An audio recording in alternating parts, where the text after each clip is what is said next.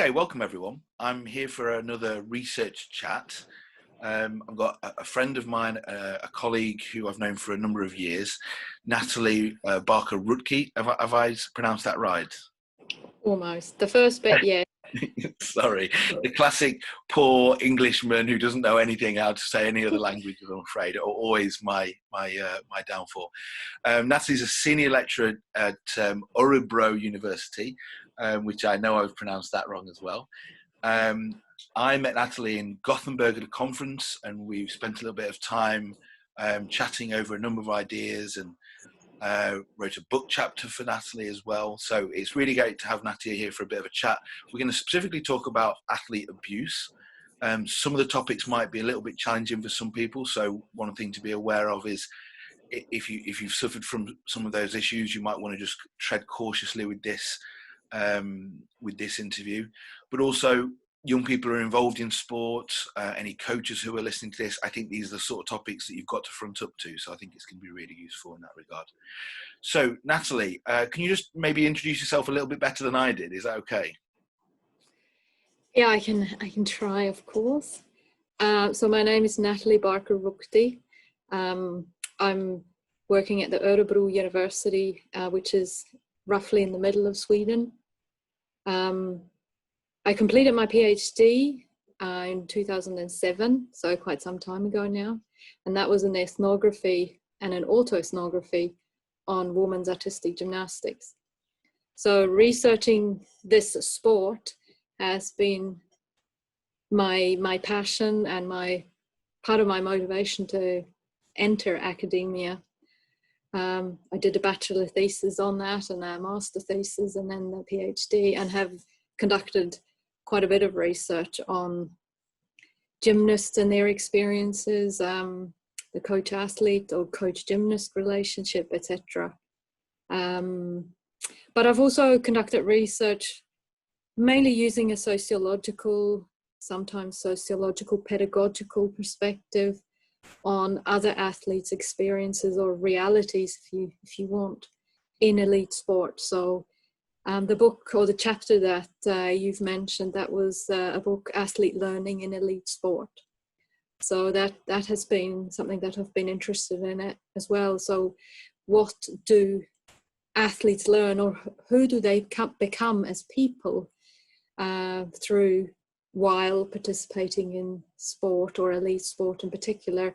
And then also, what does that do to them when they leave the sport, so when they retire?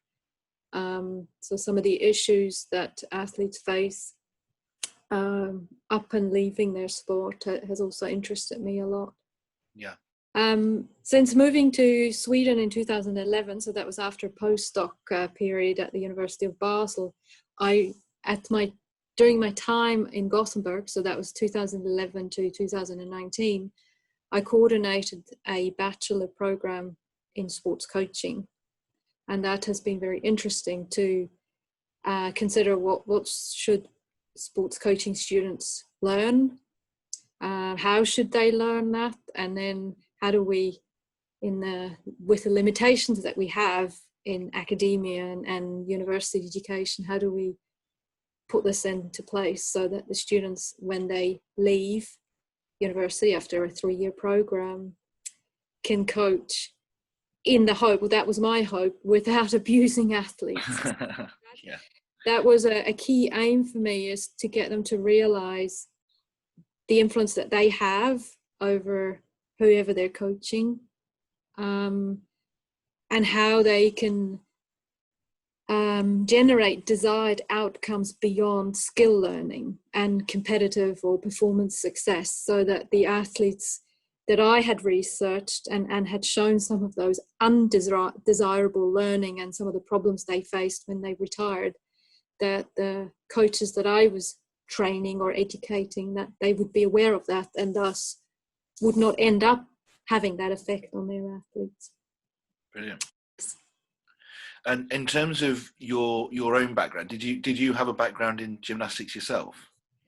Yes, I did, and people are always interested in that, even though I'm like, it's a long time ago now that I was doing that. So yeah, as a child, I had a pretty standard gymnastics career. Perhaps the one thing that was not so standard was that I retired when I was almost 21. So in my later years as a gymnast, I was always called the grandma. Right. And I was given sort of caring responsibilities Right. for my younger peers. Yeah. And up in retirement, that I had a little bit of a gap where I wasn't so interested in gymnastics, but eventually also started to do quite a bit of coaching, mainly in New Zealand, but also some in Switzerland,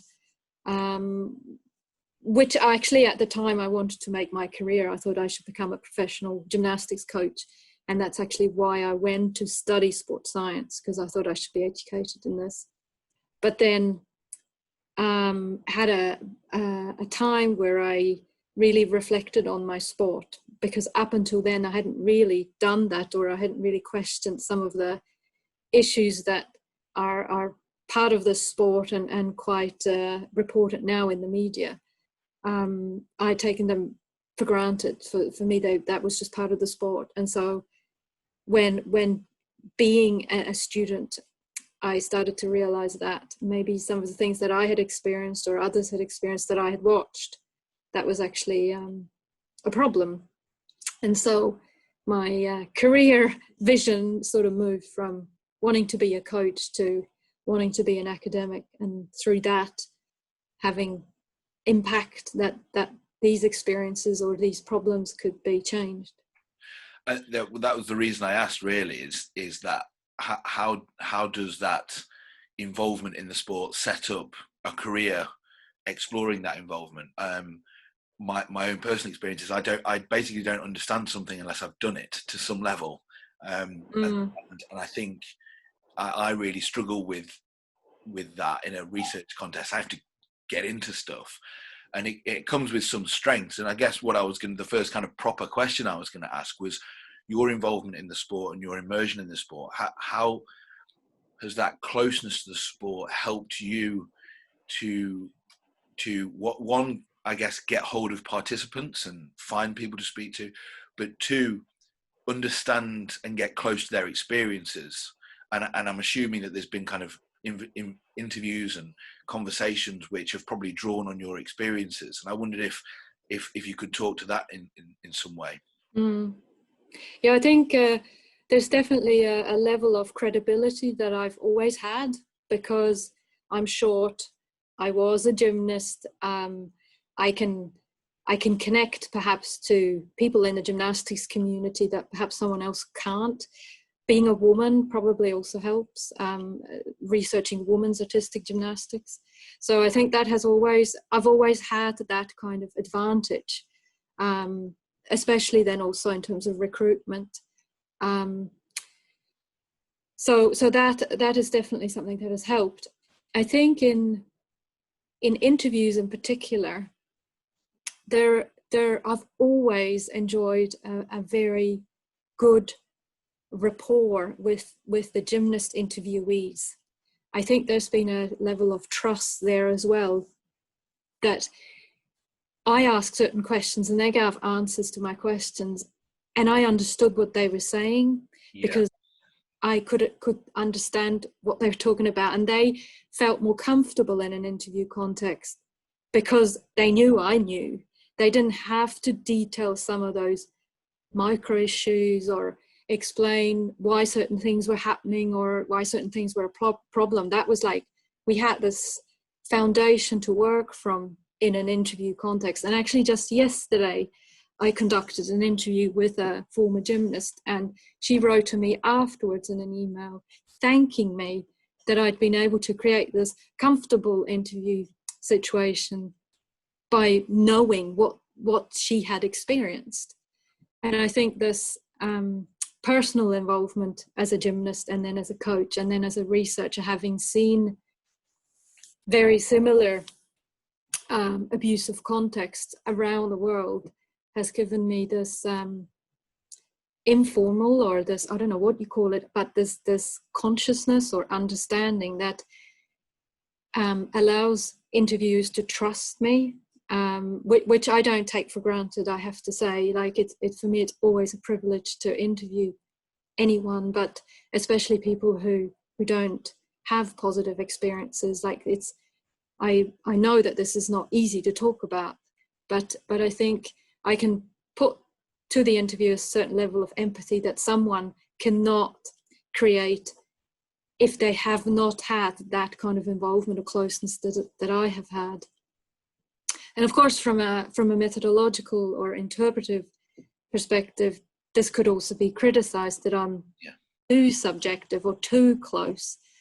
But having worked with certain theories, or, you know, having worked with colleagues also who have not the same background as I, who might ask different kinds of questions that might denormalize what I think is normal, has also been helping me to stay critical, not critical towards gymnastics, because I am, as a sociologist and with the theories that I've worked, but some of the things that I have perhaps taken for too granted.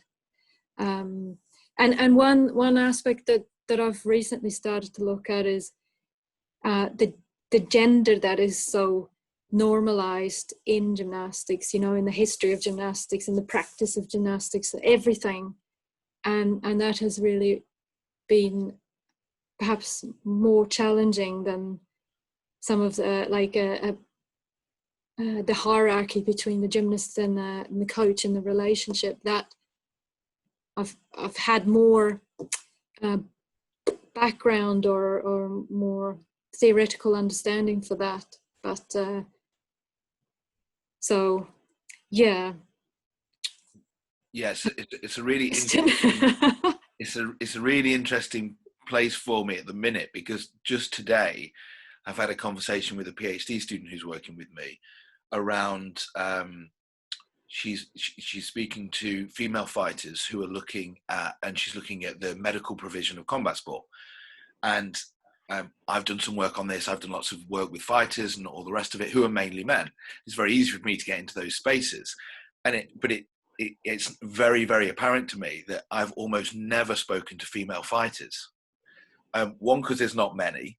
Two, because that's not my research focus. And three, because the relationships I form with men are just far easier. And I often take that kind of path of least resistance with work. But she's talking to these women about amenorrhea and a few other kind of feminine issues, female issues, however we want to describe them, as a clumsy white English bloke again.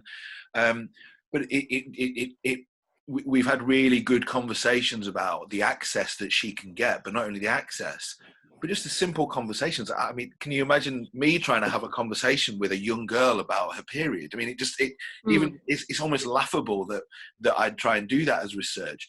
And as a researcher, I'd like to think that I can be objective, I can do these, and I can present myself in a way that maybe makes people comfortable. But in the end, I think that's kind of daft, isn't it? And we have to front up to what you've just said, I think, which is that certain people fit in certain spaces. And when we're talking about these quite challenging issues, that fit, I think, is really, really important. Absolutely. And as I might be able to connect better, or gymnasts might be able to connect better with me, you know, interviewing some of male coaches who I know adopt abusive behaviors and practices, that would be a huge challenge for me. Yeah. A, because I have a problem with what they're doing. B, because I know that, or I assume they think in a certain way, as in they know best or how to coach a gymnastics, and I'm only the researcher. So I have to say that I've conducted far fewer interviews with gymnastics coaches, at least that fit that type of group, than gymnasts. And again, recruitment is easier.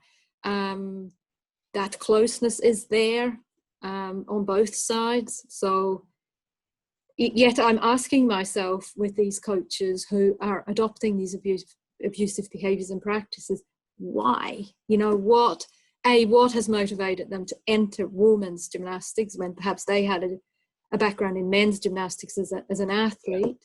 not even from a different sport, like what's going on there. And then while we have some research documenting or explaining why coaches do what they're doing, hearing it from them would still also be interesting. I'm not saying that I wouldn't maybe call it valuable, but I think it's also important to have that point of view. Although at the moment, with what's going on social media and the allegations and the speaking out of gymnasts, I find that also a tricky position to be in, to show interest towards coaches. I feel that there's a risk that I, as a researcher, could be called to take the side of the coach, or trying to understand the side of the coach could lessen the importance of the gymnast speaking out. I really am sensitive to that at the moment, and maybe that's also because of my own background. Somebody who researches gymnastics without a gymnastics background might not feel that risk that I'm at the moment feeling. So I'm very careful, for instance, in terms of what I'm saying on Twitter, how I'm speaking to gymnasts or former gymnasts that I'm interviewing now about this. Yeah. Because I don't want to end up appearing as to explain away what's happening, or to somehow be considered to move too closely to the coach side. Right. Yeah. I think at the moment, with where the things are at with gymnast abuse and gymnast speaking out, it's really important to be very clear what side you're on. And to me, it can only be on the gymnast side at the moment. I think I find that dangerous to do that very clearly. Yeah.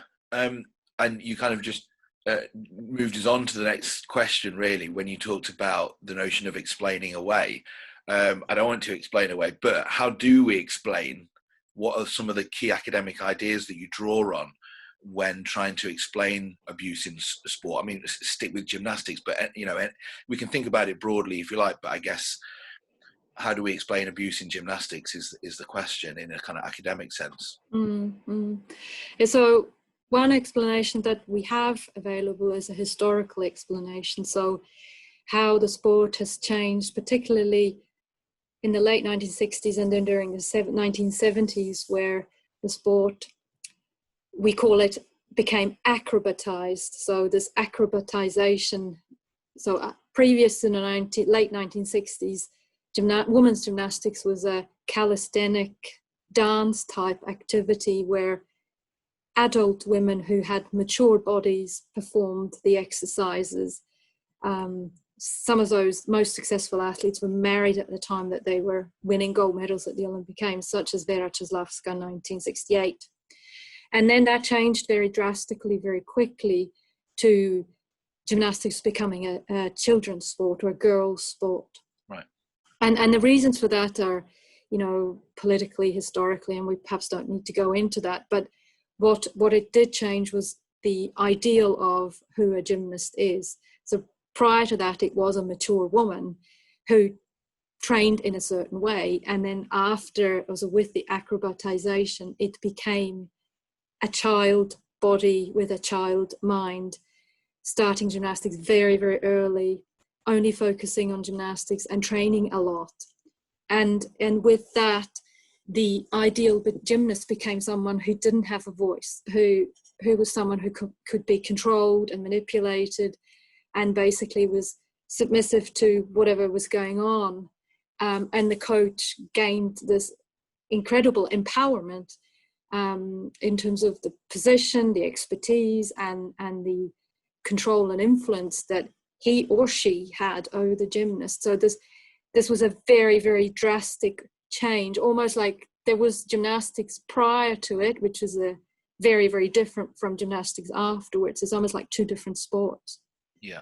And so that's a historical explanation how the gymnast I would call it, lost her voice, became disempowered, became objectified, and something that could be consumed.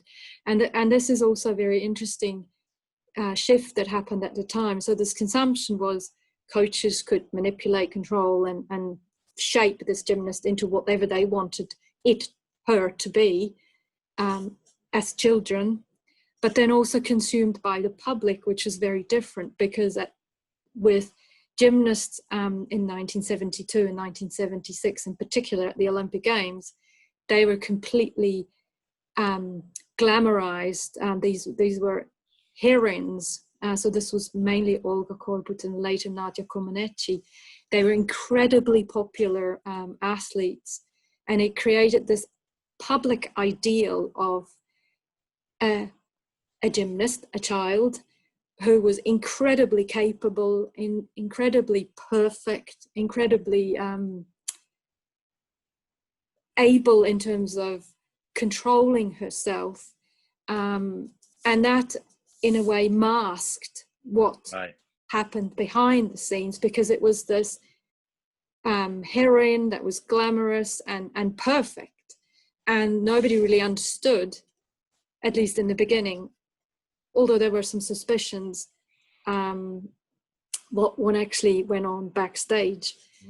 So, and because those gymnasts were so successful, and this was all happening in the context of the Cold War, it completely normalized this type of gymnastics in terms of who the ideal was, also this child body, what sort of behaviors they were supposed to adopt, as of being docile, being controlled by someone, by a coach, and the coach being this powerful person who could achieve the success.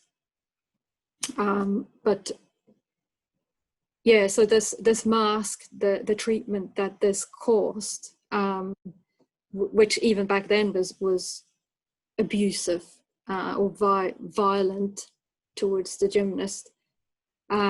So there was another level with the changes towards acrobatic gymnastics. So not only did it become a children's sport, it became a sport that was incredibly risky and difficult.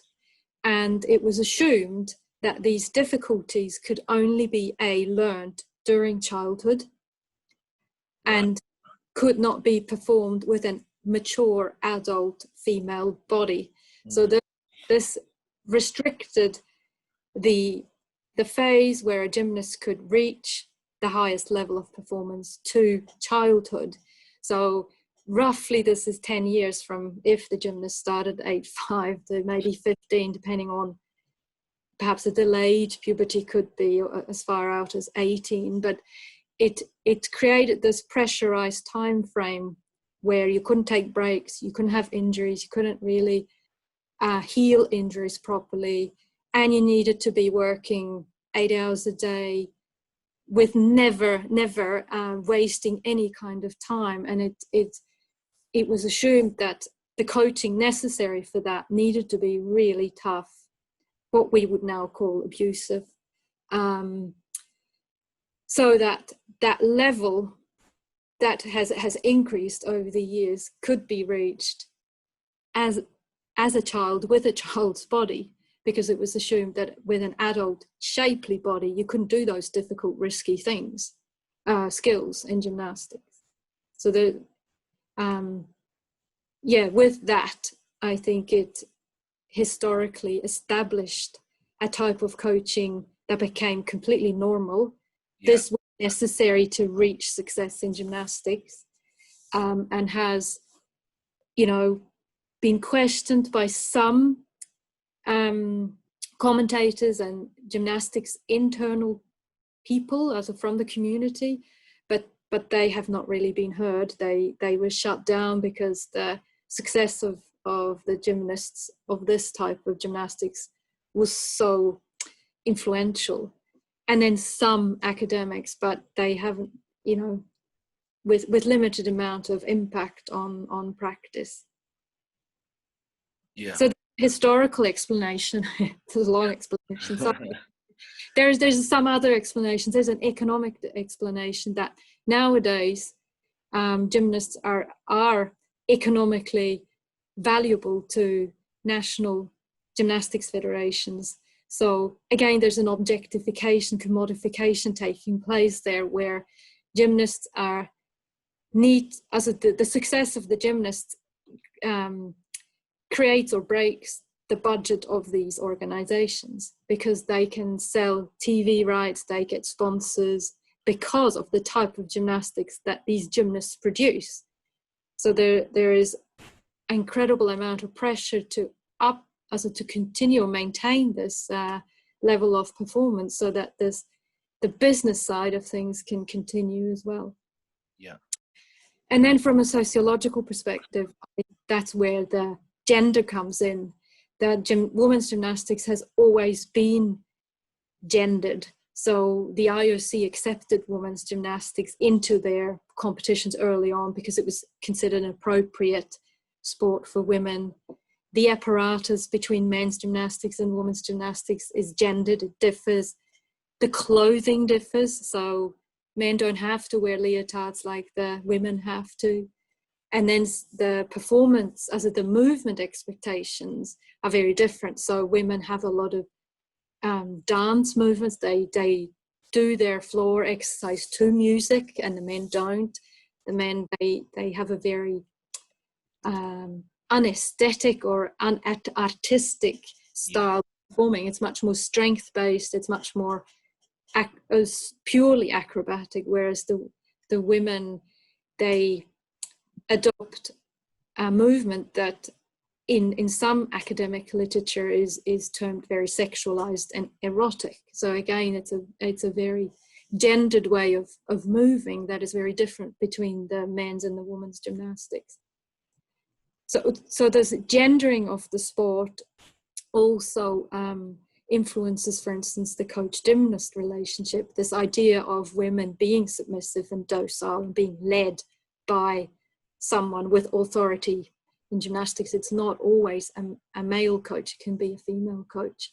And that this girl gymnast, this woman, speaking from a gender perspective, doesn't have a voice. Yeah. And so that is not to say that men don't experience abusive behaviors and practices from coaches, but I think that this gendering of the sport beyond the coach-gymnast relationship, all these other elements like the leotard, like the sexualization of the movement, contributes to the facilitation of violence or abuse against gymnasts. Yeah. It seems like all those kind of three ideas, and I know that there's elements within those three ideas, they set up a landscape of possibilities where in the worst hands the possibilities can lead into horrific situations, and even in the best hands, with the most the coach with what they would assume to be the best outcomes in mind for the gymnast, may still not focus on their well-being and health, and still actually push into abusiveness. So it's really interesting, and aligning those three explanations, that synthesis is so important, isn't it? Yeah, I think we can't only focus on the coach-gymnast relationship, for instance, even though is like the core context where violence and abuse takes place. It's not only, but it's usually an authority, a coach or a medical doctor, or perhaps a judge or an official, and the gymnast. It can also be a parent, and there's also abuse between coaches and parents, for instance. So, but it's this gymnastics community authority person, and then the gymnast, and sometimes the parent. So this is the core context, but it still also ties into the business side, as the commodification or the economic perspective that I've talked about, or the gender. So we can't, and of course the history is always a foundation to it. So to me, to address abuse effectively, yes, of course we need to make accountable individuals. We need to change what coaches do or what officials do and what judges do if as of the abusive behaviors and practices they might adopt. But from a sociological perspective, I would say we need to do much more for the transformation or the change to be sustainable in its effectiveness. Because to me, if we remove abusive coaches, that doesn't mean that the new generation of coaches aren't going to do the same thing. Yes. For instance, we don't focus on education, if we don't focus on rules and you know, how do sports organizations or gymnastics organizations manage abuse as in terms of proper procedures that the allegations are being dealt with? There's so much that needs changing, because the normalization of abuse is completely institutionalized nowadays. And an example that I sometimes use, although some people might say that's a bit extreme, but it's how do you get rid of racism? It's so institutionalized, it's so normalized for many people, they don't see it. And in gymnastics, I think there are similarities in that sense, that some of the abuse that is taking place is so accepted that people don't even see it. And so it really does require a considerable transformation on multiple levels for the future of the welfare of gymnasts to be sustainable, and not only perhaps in certain contexts for a certain amount of time or at certain levels of gymnastics. Yeah, and the complex social situations that we find ourselves in, the complex social problems require complex solutions.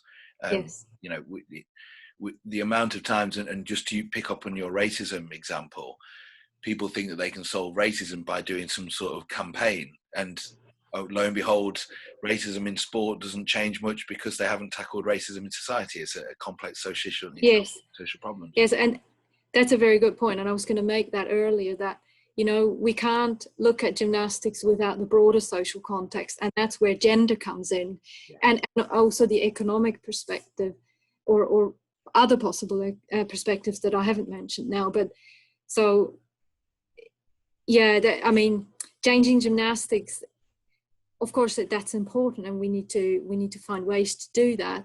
But there will also be a possible resistance from broader social discourses or ideals and norms, such as, you know, who is or what is an ideal woman. So, yeah, I in a way I do feel for gymnastics organizations, they are facing a massive challenge, something that I don't think they're prepared for, and it's going to be very interesting to see what happens from here onwards, in terms of how they manage this fiasco or avalanche of allegations that are now being made public. Yeah, and we're kind of moving to my last couple of questions, really, and we've covered a couple quite neatly there. And this is one that I like to pose to people because it's something, especially social scientists, we don't do very much, and that is to try and predict the future. So, what do you think is in store for us over the coming years in terms of these issues that we've highlighted today?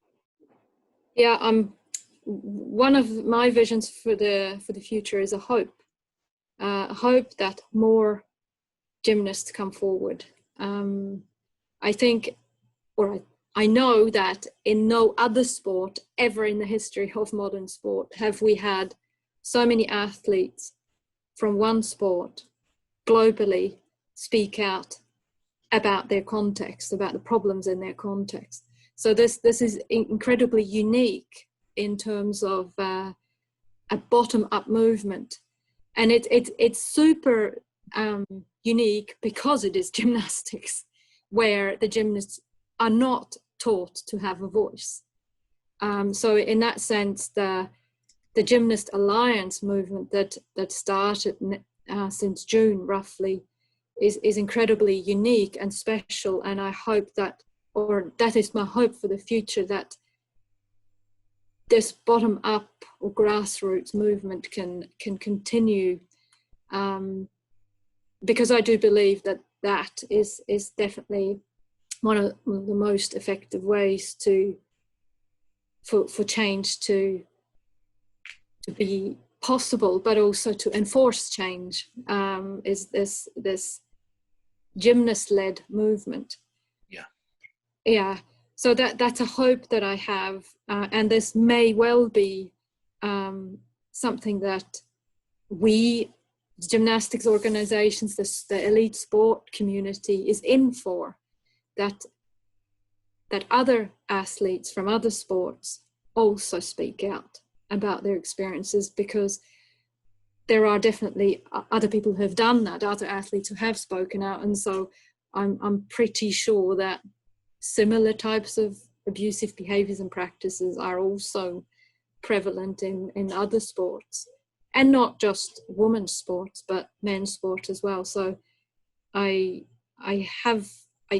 hope, but I think that might be what we're in for. Yeah. I'm not sure. Say again. Oh, I'm just looking. Yeah. And yeah, something to add just to there is that I hope that this bottom-up movement is also putting some pressure on other stakeholders than those immediately involved in the sporting community. And I'm thinking particularly the media and sponsors, who are also accountable, who are also implicated in, for instance, representing gymnasts in particular ways that are feminized, or support this kind of image of gymnasts being glamorous but not having a voice, and sponsors who provide funds for this type of gymnastics. And there's another hope that they will start to question some of those normalized representations of gymnastics, so that the public becomes more and more aware that this isn't what gymnastics should be.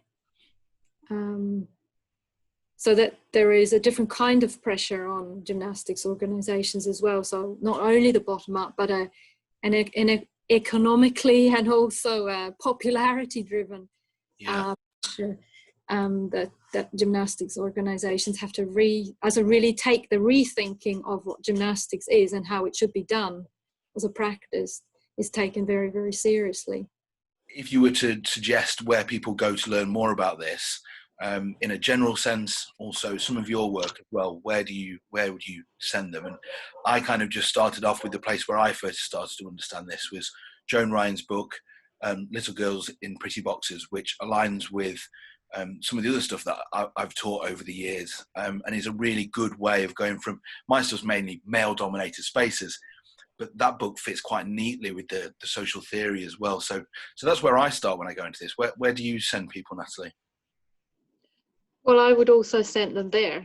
As I'd said before, or after the computer crashed, I think the Little Girls in Pretty Boxes, that was the first book that I read back when I started for my bachelor thesis, actually. So this is a very well researched book.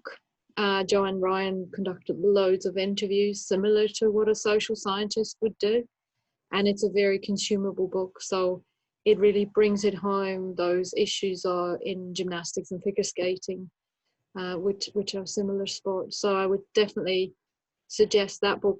There's also lots of biographies or autobiographies that gymnasts have written, and some of those books are really also very good on a more case-based, personal level to explain or describe what it's like to be a gymnast. And then a more scientific book is one that I have co-edited and which came out earlier this year, and it's called Women's Artistic Gymnastics, Cultural Perspectives.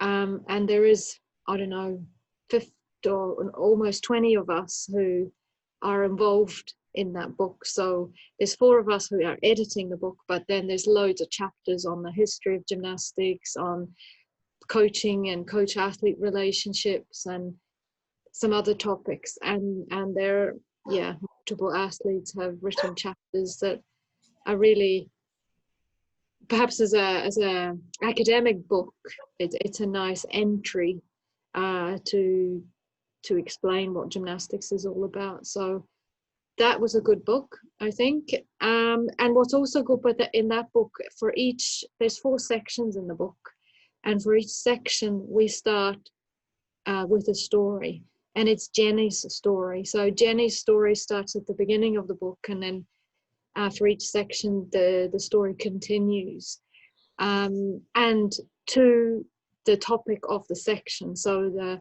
in the history section, it's about her mum remembering gymnastics from the 1970s, where all these superstars were born, and then it goes into the coach-athlete relationship and the abuse that Jenny experiences, and then eventually her dropout of gymnastics, which I think is is not an uncommon story that people can relate to. And I think that's perhaps a creative part of the book, but I think stories are very good. And then a last document that I would like to mention is a manifesto that some of us have written and signed during the summer in response to so many gymnasts speaking out about abuse.